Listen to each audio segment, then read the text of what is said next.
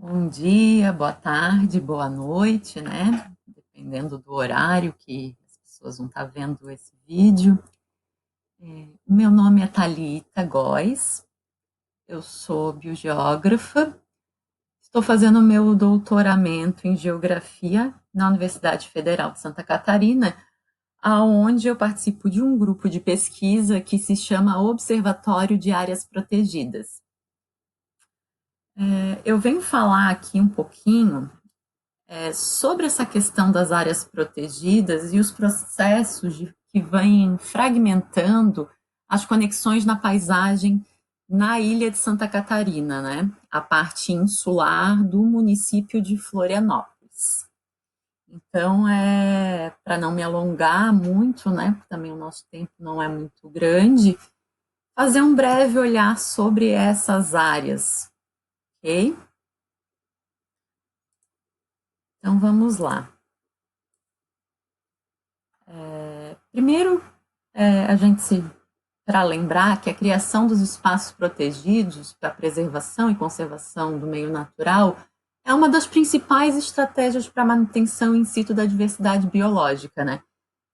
Infelizmente, muito do que a gente tem hoje dos principais biomas aí não só no Brasil, mas pelo mundo afora, né, ainda permanecem por conta da criação das áreas protegidas, né? E aí a gente tem aí principalmente as unidades de conservação como grandes aliadas nossas nessa conservação da biodiversidade, né? As unidades de conservação, também não vou ficar me alongando, mas eu creio que a maioria das pessoas já saibam do que se trata, né? Que são esses espaços territoriais, né? Que vai incluir as águas também, né? E que são instituídos pelo poder público com o objetivo de conservação, né? Com limites bem definidos e etc. Né? Então, essa lei do Sistema Nacional de Unidade de Conservação, ela é do ano de 2000. E por que eu estou frisando isso? Porque é importante para entender um pouquinho a questão das unidades de conservação na ilha de Santa Catarina, porque a maioria das unidades de conservação, principalmente no âmbito municipal, na ilha de Santa Catarina, foram criadas anterior ao Sistema Nacional de Unidade de Conservação. Então, a maioria não estava adequada a isso e viveu aí, para ser mais exata, 19 anos no limbo, né, sem estar adequada. E até meados do ano passado é que nós tivemos aí grande maioria das unidades de conservação em Florianópolis sendo adequada finalmente ao sistema de unidades de conservação nacional.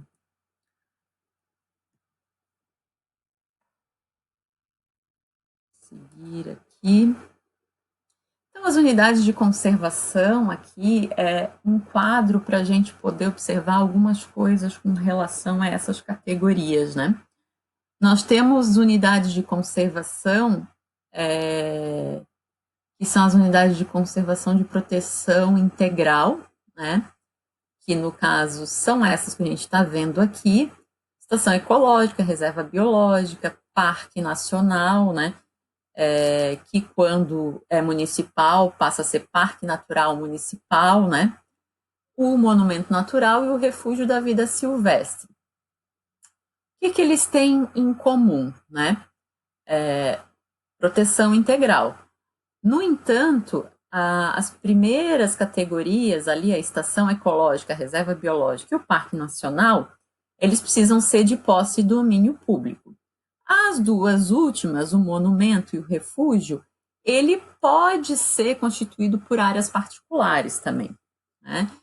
Isso diante da ocupação que a gente vem tendo aí de forma bem desenfreada, que acabou colocando muitas propriedades dentro de unidades de conservação e uma ineficiência do poder público em estar indenizando essas áreas, acabou que essas duas categorias foram muito importantes para a gente conseguir tirar essas unidades de conservação que eu falava que até então estavam aí no limbo, né, sem conseguir ser adequadas, porque eu creio que no Brasil inteiro um grande problema mesmo que nós enfrentamos com as unidades de conservação é essa questão relacionada à regularização fundiária. E aí, na categoria que nós temos aí de uso sustentável, nós temos a APA, a AREA, a FLONA, a RESEX, a RDS, né? Uma série de outras categorias que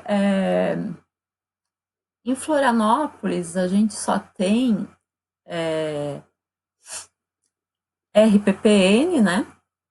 A gente tem 3 RPPNs que são daí privadas, e nós temos uma reserva extrativista marinha, que é a reserva extrativista da costeira do Pirajubaé, área de manguezal, né?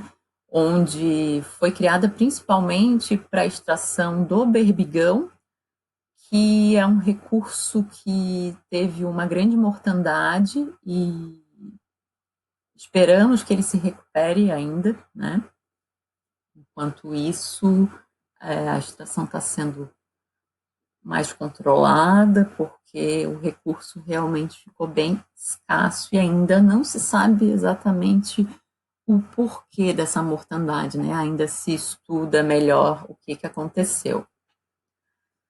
Essas unidades de conservação, elas, uma vez instituídas, né, elas vão ter depois um plano de manejo, né? E esse plano de manejo é interessante que ele não só vai abranger a área da unidade de conservação, mas também a zona de amortecimento e corredores ecológicos. E isso é uma coisa que a gente ainda não tem para a maioria das unidades de conservação. Ainda não foram criados esses planos de manejo. Eu estou falando no âmbito municipal, né? Nós temos unidades de conservações federais e estaduais que já têm isso, né? Mas as municipais nós temos apenas uma unidade de conservação numa área urbana, que é o Parque Natural Municipal do Maciço da Costeira, do Morro da Cruz, que é na região central da cidade, que tem um plano de manejo. O restante das unidades de conservação não. E são 9 unidades de conservações municipais, né? Então apenas uma unidade com um plano de manejo. Mas o fato é que os corredores ecológicos ainda são escassos, né?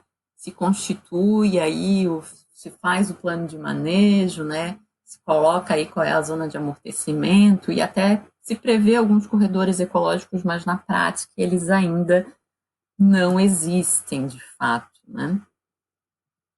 É aqui só uma figurinha para a gente entender, então, né, o que seria a zona de amortecimento, né? Se vocês acompanharem aqui, tem a unidade de conservação, né? E aí a área no entorno, aqui seria definida como zona de amortecimento da unidade, né? E aqui a possibilidade de corredores, né, com as áreas verdes que restam no entorno, né, conectando também com a unidade de conservação. Isso seria o ideal, né, a gente conseguir garantir essa conectividade, certo? A zona de amortecimento, ela é muito importante ser bem pensada pela questão do efeito de borda dentro da unidade de conservação, né? Prever aí o tipo de atividade que não vai ser grande, impactante, né, demais, a fim de causar um grande efeito de borda nessa unidade. E, claro, vai ter a questão também da forma da unidade, que eu vou comentar um pouquinho mais para frente agora, logo na sequência, né? Mas esse efeito de borda, ele pode causar microambientes, né? Microclimas dentro da unidade de conservação, que vai afetar a fauna e a flora, e isso não pode, pode acabar não sendo muito bom. Sobre Florianópolis aqui, né? Não conhece, essa daqui é a ilha de Santa Catarina, o município de Florianópolis, grande parte dele é composto por essa parte insular, que é a ilha, né, uma ilha continental, e então ela tem aqui esse pedacinho aqui do continente também, né? Então o município é a ilha e o continente, né? Então, quando a gente fala em Florianópolis, né? Então quase sempre a gente pensa na ilha, né? Infelizmente a parte do continente fica meio esquecidinha, né? Mas é importante se lembrar que tem também essa parte continental. Mas então, por se tratar de uma ilha, a gente sofre já com essa questão da insularidade, né?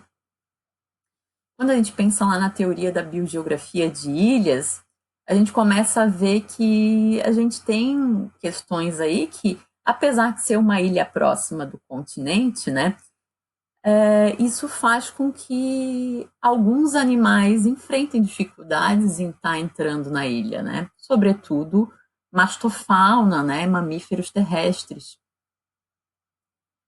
que, com a exceção de alguns raros que conseguem fazer a travessia aqui pelos canais mais estreitos, né? Atravessam, né, do continente para a ilha, que é o caso da capivara, por exemplo, que tinha sido extinta na ilha na década de 80 e retornou recentemente, né? E a capivara a gente precisa tomar um cuidado porque ela é um grande ratão, né? E ela já está se espalhando bastante, né? E aí a gente tem que começar aqui a ver nesse território da ilha o quão agressivo isso pode ser daqui a uns anos, né? Então, mas aí então a questão é essa, a questão é que muitos desses animais que viviam na ilha foram caçados, né? Com a chegada da colonização, né? Começou-se a caçar muito bicho na ilha e uma vez esses bichos extintos, né? Eles enfrentam essa dificuldade por conta da insularização. A gente teve uma questão muito forte de agricultura na ilha também, que levou a esses morros todos que a gente tem serem desmatados, sobretudo para fazer cultura agrícola e para a criação de gado. Aqui eu me adianto um pouquinho para frente, para a gente ver uma imagem que eu acho muito interessante aqui da gente ver, que é a Lagoa da Conceição. A Lagoa da Conceição é uma lagoa, uma laguna na realidade, né? Ela tem um canal na Barra da Lagoa, que é uma praia que a gente tem aqui próxima. Então tem uma barra, um canal lá que entra a água salgada. Então ela é uma laguna na realidade, mas é chamada a vida inteira de lagoa, né? Lagoa da Conceição, popularmente conhecida em Florianópolis. E aqui a gente vê a década de 40, a Lagoa da Conceição, então, ó, nessa parte plana aqui, tomada de cultura agrícola, os morros da ilha bem pelados, né? E aqui é uma imagem já antiga, até também não tão recente, de 2001, mas interessante porque é o mesmo ângulo, né, para a gente ver. E o que aconteceu? Essa urbanização cresceu muito na ilha e de forma desordenada, sobretudo ali na década de 80. Então a gente tem esse monte de casas agora no entorno da lagoa. Lá a gente tem um parque natural também, ó, que é o Parque Natural Municipal das Dunas da Lagoa da Conceição. Foi readequado agora recentemente. E ele vai desde a Lagoa da Conceição até a Praia do Campeche, quase encostando numa outra praia que se chama Morro das Pedras. E essa unidade de conservação, então, ela é bem importante aqui. Lá atrás já é o mar, né? E esse morro aqui também é uma outra unidade de conservação, que é o Parque Natural Municipal do Maciço da Costeira. Mas então vejam só, né? De certa forma, a ilha se recuperou.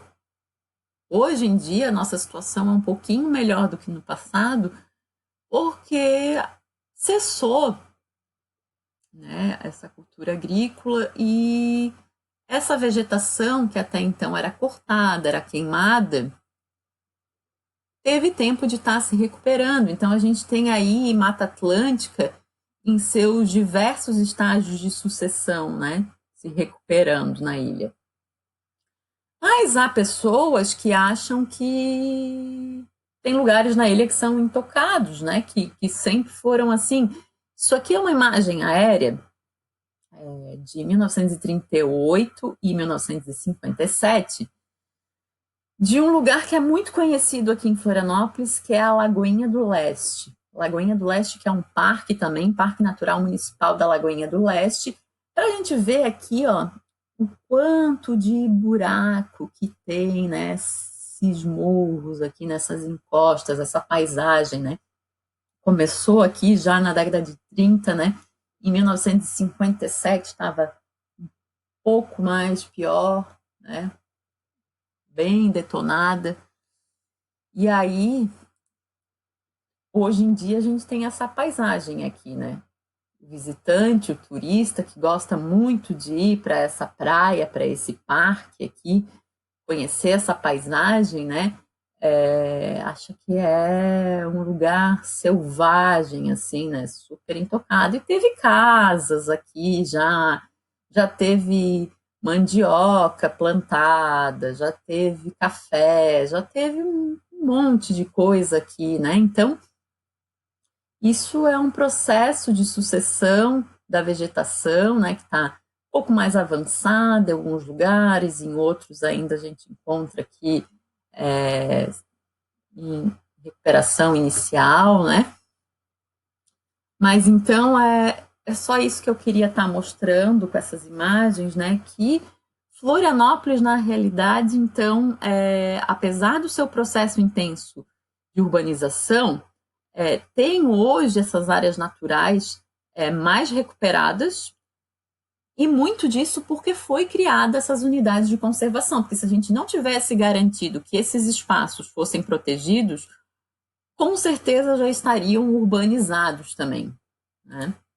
E a ilha, então, né, ela não é tão grande, mas também não é tão pequena, né? Ela tem 54 quilômetros de comprimento de norte a sul, chegando até aí no máximo na sua parte mais larga, aí, 18 quilômetros de leste a oeste, né? E totalizando, então, 424 quilômetros quadrados. Aqui, então, para a gente ver que Florianópolis tem essas 20 unidades de conservação, então, né? Que foi isso que conseguiu garantir essa paisagem da ilha que é tão procurada aí turisticamente por causa dos seus encantos naturais, né? São graças a essas áreas protegidas. Então, a gente tem 5 unidades de conservação federais, sendo 3 RPPNs, tem 3 estaduais e temos aí 9 unidades de conservação municipais, então, certo? São essas aqui, né? Então, as em azulzinho são as unidades de conservação federais, aqui em vermelho as RPPNs, e o que está em amarelo são as estaduais, e aqui as verdinhas são as unidades de conservação municipais, ok? Só municipal a gente tem 18% do território em unidades de conservação. Vou voltar aqui um pouquinho. para ver que a importância dessas unidades de conservação, porque essas 20 unidades de conservação dá para a gente aí, ó, 27, quase 30% do território da ilha protegido por unidades de conservação, né? Isso aqui não está contando as outras áreas protegidas que não são unidades de conservação, né? Que são as APPs, por exemplo, né? Então a gente soma aí as unidades de conservação mais as APPs, a gente tem aí uma boa parte desse território ainda protegido. Então a gente vê aí um pouco dessa questão que a ecologia da paisagem traz para a gente, né? Que é a questão dos mosaicos. Então a gente tem uma ilha aí toda manchada, né? Por fragmentos, né? E felizmente a gente ainda consegue ter uma matriz natural, e essas manchas acabam sendo a malha urbana, né? Mas é muito importante que a gente consiga garantir esses corredores na paisagem, porque senão essas unidades de conservação, na realidade, ainda assim vão ser fragmentos de floresta ali, né, meio urbano. E com todo esse desmatamento, toda essa perda de fauna que a gente já teve na ilha, essas florestas elas vão ficando enfraquecidas se elas não se manterem com conectividade, porque elas vão então ficando consanguíneas, né? Os cruzamentos acabam sendo familiares e essas plantas e esses animais vão perdendo força geneticamente e vão ficando mais suscetíveis à doença, né? Vão morrendo com mais facilidade. E a longo prazo isso pode levar à extinção desses ecossistemas dentro da ilha de Santa Catarina, né? Aqui há algumas referências, né, falando um pouquinho também do efeito de borda nessas áreas, né, e que o efeito de borda ele é evidente até 500 metros no interior da floresta, mas é frequentemente notado já a partir de 35 metros da borda, né? Então é bem preocupante assim as atividades que a gente tem no entorno dessas unidades de conservação para que não impactem tanto, né? E esse efeito de borda, ele vai se dar também, ele vai ser maior ou menor dependendo do formato da unidade de conservação. Então, notem que essa imagem aqui, até que é de um professor, amigo meu, que fez uma tese muito bacana também, ele criou essas imagens aqui, o professor Orlando Ferretti. São 3 áreas exatamente iguais, né?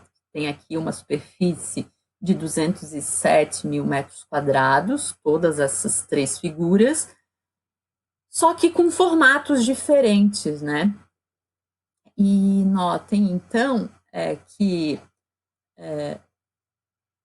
a figura 3 tem um efeito de borda de 42%, a figura 2 de 25% e a 1 de 19%. Ou seja, quanto mais próxima de um círculo é essa área protegida, menor vai ser esse efeito de borda, né? Então, por isso que na adequação dessas unidades de conservação, uma coisa que tem se procurado também dar atenção é quanto à forma dessas unidades de conservação, para que elas sejam o mais próximo do circular, para que tenha esses efeitos de borda reduzido, certo? E aqui é só a nível de informação, né? Qual é o cálculo que se faz para saber esse efeito de borda. Que a biogeografia de ilhas, então, tem a ver com as unidades de conservação, né? Aquilo que eu já adiantei, falei um pouquinho, né? A distância entre a ilha e a fonte das espécies potenciais colonizadoras, né? Então, ilhas mais próximas, né, possuem uma taxa alta de colonização e ilhas menores possuem taxas mais altas de extinção. A ilha de Santa Catarina, ela não é tão pequena, né? Também é próxima do continente, né? Então, isso faz com que a gente consiga, de certa forma, manter aí um pouco de fauna que a gente tem visto que voltou, inclusive, para a ilha, né, após todo esse processo de caça, de extinção que houve, alguns animais retornaram, né? A gente teve aí já praticamente extinto o jacaré do papo amarelo, que hoje retornou, né? A gente tem aí, como eu falei, a questão das capivaras, muitas aves, né? Então, para as aves, isso não é uma barreira geográfica, a ilha, né? Porque ela é muito próxima do continente, sobretudo. Então, as aves conseguiram ter um retorno belíssimo. A gente tem visto aves que há muito tempo não eram vistas, né? Que estão aí de volta na ilha. Mas, infelizmente, com os mamíferos terrestres, não é tão simples assim, né? E aí a gente tinha aí bugio, que foi extinto, a gente tinha aí 3 espécies de veado que foram extintos, a gente já teve até puma na ilha, né? Onça pintada, né? Animais que, com um grande porte que é, e o tanto que a gente tem de urbanização agora, realmente já não seria possível, né? Nesse território. Mas um outro tipo de mamífero aí, né? O bugio, provavelmente seria possível ainda, né? Um gato do mato, né? E a gente anda estudando essas possibilidades aí também através de um projeto que nós temos agora na ilha que chama Fauna Floripa. Tem um Instagram aí para quem quiser procurar, Projeto Fauna Floripa. Bem interessante, instalamos aí 20 armadilhas fotográficas nas matas melhores aí da ilha, que faz parte da minha pesquisa de tese, né? Que é sobre fragmentos de mata primária na ilha, para a gente estar vendo aí o que sobrou de mata praticamente intocada, né? Que é pouquíssimo, mas a gente ainda tem fragmentos aí belíssimos com árvores que estão em risco de extinção, né? Como a canela preta, a Ocotea catarinensis, né? Que é a minha espécie referência aí. Então, está sendo um trabalho em conjunto e está sendo bem legal isso. Quem tiver interesse pode procurar lá o Instagram, Projeto Fauna Floripa, e depois eu vou deixar meus contatos aqui, que pode entrar em contato comigo também, né? Mas para além da forma, da unidade, etc., tem uma coisa que também é muito importante, que é a disponibilidade de habitat favorável, né? Então, por exemplo, eu posso ter uma área grande e não ter habitat nenhum que favoreça ali a, a fauna, a flora, e ter uma área menor que tem um ecossistema mais favorável, que tem ali um banhado, que tem ali uma floresta, né? E uma outra área, por exemplo, que é muito grande, que é tomada de pinos, que eu vou dar como exemplo aqui uma unidade de conservação que nós temos, que é o Parque Estadual do Rio Vermelho, tomado de espécie exótica. Então, mesmo sendo uma área muito grande, provavelmente ele tem hábitats menos favoráveis do que outras unidades de conservação menores, mas que têm hábitats mais favoráveis, né?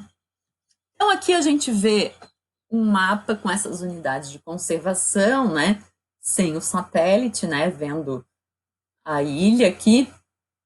E notem que tem uma falha na proteção aqui no norte da ilha, né? A gente tem uma cadeia de morrarias aqui, né? Os maciços norte da ilha, que a gente chama, que são áreas de preservação permanente, mas não tem nenhuma unidade de conservação aqui. E essa é a próxima unidade de conservação que a gente quer estar criando aí muito em breve, ainda que esse ano mesmo, né? Que é o Refúgio da Vida Silvestre Municipal Meiembipe. Então, note aqui, ó, pega toda a morraria do norte da ilha, né? Olha só que bonito esse conjunto de morros, que vai desde a Lagoa da Conceição até a ponta norte da ilha, que é o Morro do Rapa. Então, a gente tendo essa área criada, a gente vai ter aí 6.000 hectares e 420 hectares de zona de amortecimento. Então, a gente vai ter um ganho muito bacana, e assim a gente consegue ter a ilha mais conectada, né? E aí a gente precisa de uma outra conexão aqui, que foi o meu estudo de dissertação de mestrado, que é um corredor ecológico na planície entre mares aqui, ó, que é a maior área plana que a gente tem aqui na ilha e que deixa desconecto aqui o sul da ilha com a região central e norte, né? Então, através da implantação de um corredor ecológico aqui e a criação dessa unidade de conservação, a gente consegue ter, então, a ilha bem mais conectada e a garantia maior de conservação a longo prazo dessas espécies, né? Com a recategorização das unidades de conservação que a gente teve até o ano passado, aproximou mais essas unidades de conservação também, porque a gente teve unidade de conservação como essa daqui, que antes vinha só até aqui onde está o cursor, ó, se estendendo até aqui. Lagoa do Peri, outra unidade de conservação que era parque antes, que pegava só a bacia hidrográfica da lagoa, se estendeu por toda a morraria do sul da ilha, encostando com a Lagoinha do Leste aqui também. Então, desculpe. Então, a gente teve um ganho muito grande nesse sentido. Aqui para ver, então, como que se aproximaram, né? Aqui é a unidade de conservação estadual, né?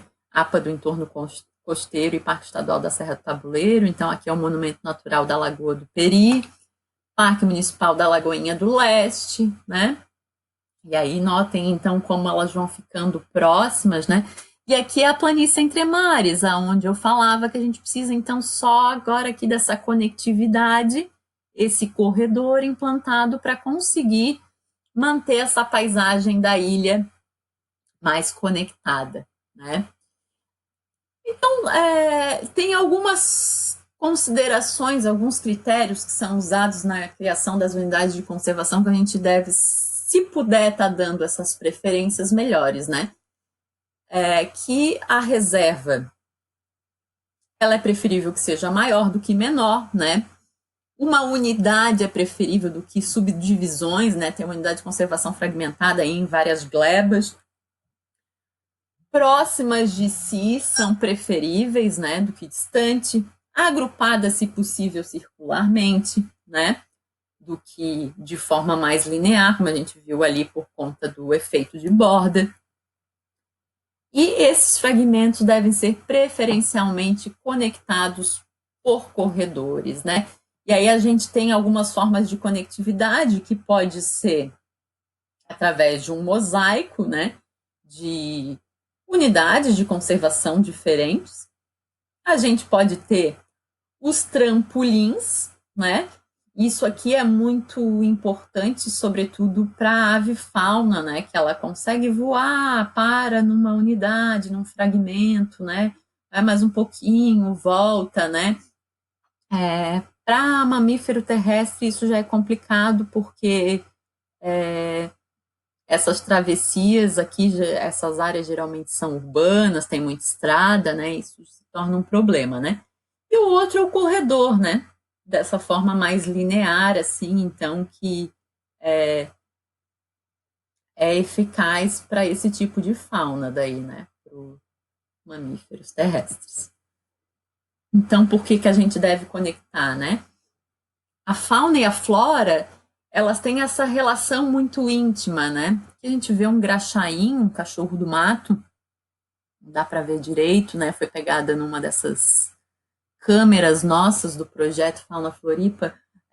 Ele tá com um tatu na boca, né? Poderia ser qualquer outro bicho, né? Mas é só para exemplificar que a, a fauna ela é importante, a gente ter uma diversidade para ter controle de espécies também, né? Para que a gente não tenha um número muito grande de uma e um número reduzido de outra, né? Então, esse equilíbrio ecológico depende da gente ter, muito equilibrado esse número de espécies, né? Vamos ver se esse. Opa!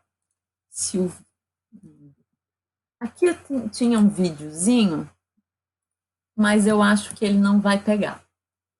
Que é o mesmo graxaim aqui, atravessando essa rodovia aqui, né? Então, a gente precisa ter essa conectividade e, quando possível, também ter essas passagens de fauna, né? Os passa-fauna, os ecodutos, porque o atropelamento de fauna, ele ainda é muito grande no Brasil inteiro, né? E isso ajuda a gente extinguir essa espécie também, para além da caça, além da fragmentação, além de tudo isso, ainda soma o atropelamento, né?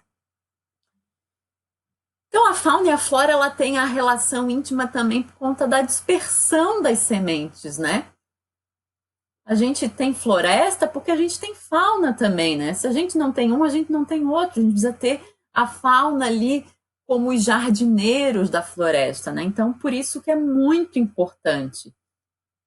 Eu estou estudando agora a espécie de flora, né? A canela preta, e me preocupa muito a questão do dispersor dela, né? Porque a canela preta, ela tem uma semente muito grande e a gente reduziu a ponto de quase não ter mais fauna que se alimenta dessas sementes que são grandes, né? A gente precisa de pássaros grandes que são quase extintos na ilha, né? Então, será que essas espécies de flora sobrevivem a longo prazo se a gente não tem o animal que ajuda na dispersão da espécie, né? Então, por isso a conectividade, ela é muito importante. A gente precisa garantir a fauna, a gente precisa garantir a flora, a gente precisa garantir ambos para que essa paisagem seja de fato harmônica, né? Aqui é um exemplo de corredor que já existe, né? Ele não está implantado oficialmente, né? Mas é um corredor que liga um parque maciço da Costeira com outro parque, Dunas da Lagoa da Conceição. Então, né, precisaria o que aqui? Um passa-fauna, né? Um ecoduto aqui para que a fauna consiga atravessar a estrada também sem risco de atropelamento, mas então aqui tem um corredor na paisagem em que a fauna pode se deslocar de um ambiente para o outro, né? Indo de um ecossistema de floresta ombrófila para um ecossistema de restinga, podendo aproveitar o corpo lacustre aqui da lagoa também. Então, essa é uma conectividade bem interessante. E aqui essa conectividade da planície Entre Mares, que é entre uma unidade de conservação, que é o Monumento Natural da Lagoa do Peri, e o manguezal do Rio Tavares, que é uma reserva extrativista, Marinha do Pirajubaé, né, uma unidade de conservação, e aquela mesma unidade de conservação que eu mostrava antes, que é o maciço da Costeira. Aqui está a lagoa, né, aqui estaria o outro corredor, que a gente consegue ver aqui, ó. Então, esses dois corredores ecológicos aqui, paisagem conectada, apesar da urbanização em volta, né, apesar desse mosaico que nós temos aqui. Então é isso. Se a gente tiver aí agora essa unidade de conservação pegando todo o norte da ilha e esse corredor ecológico aqui na planície Entre Mares, a gente consegue garantir ainda mais que a ilha de Santa Catarina cada vez mais tenha essa riqueza de paisagens e biodiversidade que tanto atrai as pessoas a virem conhecer e muitos até ficar por aqui e morar, né? É por isso que de certa forma, infelizmente, cada vez mais a gente tem aí um inchaço urbano, um crescimento desordenado e muita ocupação em áreas ambientalmente frágeis, né? Porque apesar de tudo, a gente não pode esquecer, então, que é uma ilha, né? E essa ilha é cheia de ecossistemas, ou a gente tem morro, ou a gente tem manguezal, ou a gente tem restinga, então ela é um ecossistema muito frágil e precisa ser muito bem pensada essa ocupação agora daqui para frente. Certo? Muito obrigada pelo convite, né?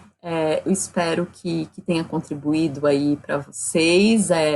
Fica aqui os meus contatos para entrar em contato comigo, meu e-mail pessoal, né? Aqui é o Instagram do grupo de pesquisa do Observatório de Áreas Protegidas e o site também, né?